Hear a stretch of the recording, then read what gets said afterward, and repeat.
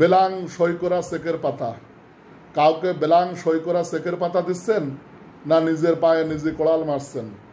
আমরা অনেক সময় দেখা যায় টাকার প্রয়োজনে কারোর কাছ থেকে লেনদেন করার সময় টাকার অঙ্ক না বসিয়ে শুধু সই করা চেকের পাতা দিয়ে দেই।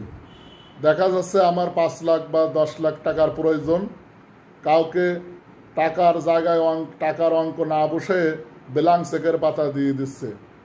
1 বছর বা 6 মাস পরে সেই লোক কে করতেছে, আমার নামে 20 লাখ 25 লাখ 30 লাখ টাকার একটা মামলা দিয়ে দিচ্ছে।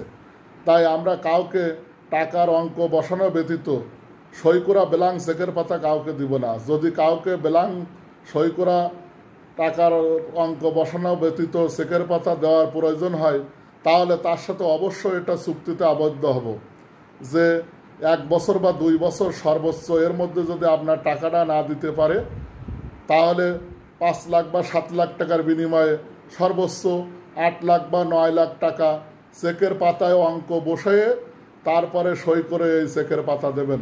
ভুলেও বেলাং সই করা চেকের পাতা দিবেন না, তাহলে যার কাছ থেকে টাকা নিচ্ছেন সেই ইচ্ছা মতো টাকার অঙ্ক বসিয়ে আপনার নামে কোর্টে মামলা করবে।